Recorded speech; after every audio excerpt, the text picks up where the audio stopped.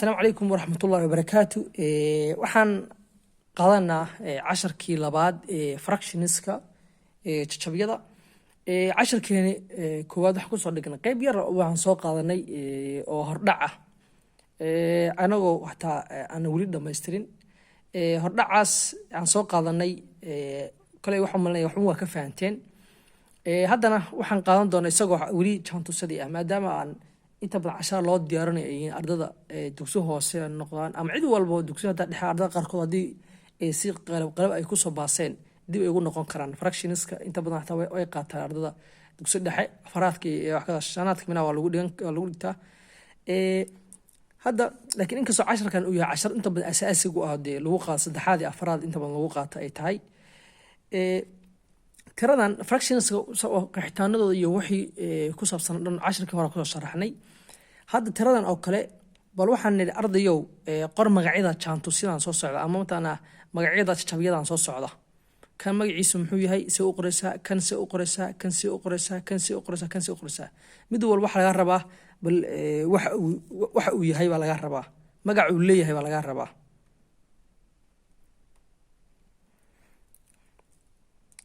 bal hadda kan muxuu noqonayaa marka hore waxaan soo sheegnay inay jiraan laba shay inay jiraan laba lambar inay jiraan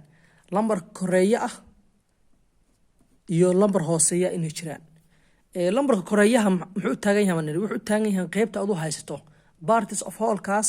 qaybta aad u ka haysato buu taagan yahay. hadda lambar 1 kan muxuu ka haystaa qaybta hadda aan calaamadeeyay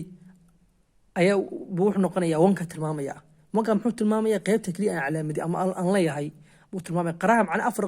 قريبة أفر أكل جوني قيب بأنو ليه صدق قيبات كل ملهي بكذا قطع صدق أفر تام حتى ما مسا لكن أفر تام حتى ما مسا أفر تقيبات كو لو صدق أفر تنع أنكل قيبي أي تلما مسا مرة أساس لم نقول مرة كم نقولنا 1 divided by 4 أيو بنقولنا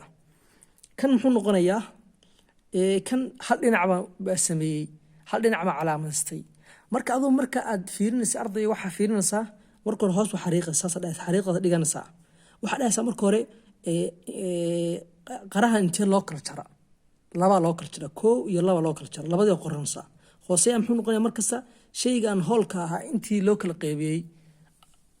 inta badan oo kugu soo sheegay casharka hore ku sheegay waa inuu shaygu isla ekaada marka hore marka la kala jarayo wax kala dheer lama rabo waa in partiska shayga kala barba laga dhex jaro ani dhahayay san hadii la sameeyo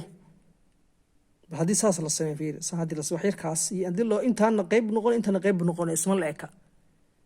ama san dhahan oo kale inta yartaan saan qoro intaan iyo intaan ma noqon karta macquul isma eka marka maadaama la ekeen kaas ma noqon jajab baan soo sheegnay. marka waxa fiirinaysa arday marka horeysa adoonan degdegin waxa fiirinaysa shaygan shay guud isku ahaa macnaha goob caadi ah goob saas ah bay ahayd goobada ayada sa ahayd ba dhexda loo kala macna qarihii qaradha isku dhanbooha qarig laba loo kala gooyay laba isleeg loo kala gooyay maadaama laba loo kala gooyay laba dhinac buu leeyahay koow iyo laba leeyahay ama koow iyo laba dheh labada qoranaysa laba dhinac buu leeyahay koow iyo laba haye ani dhinac hal qayb ba ku leeyahay qaybtan bal isii qaybta maadaama kaliya lagu sii qaybta kan qof kale uu leeyahay halkii ba qoranaysa muxuu noqday 1 divided by 2 هذا أنا وكل قيبتن جدود كأنكو على مدني بهيسنا أما قيبتن مقرها اللي هي 1 بنقنية مركا معناها 1 divided by 2 بنقنية قف كان كرنا سوكر 1 divided by 2 بنقنية مركا لبضان 1 divided by 2 أو لو قدر 1 divided by 2 بواحد اسكوب بحنية 1 اسكوب بحنية معناها واحد كده كان 0.5 معناها 0.5 أو لو قدر 0.5 كده كانت حل باسكوب بحنية macna tiradii maadaama awl kala qaybiyay hal bisku buuxinay markaas u fiiriso marka qaybta adu la calaamadiyay waxa tilmaamaya koreeyaha sareeyaha hooseeyaha wuxuu tilmaamaya qaybaha loo kala qaybiyo fiirinaya bal chantuska wax kala magaca jajabka saddexaad aan fiirino wartan maxaa ku qiimeyn lahayd maxaa dhigi lahayd marka hore waxaan dhahaysaa waan ku yiri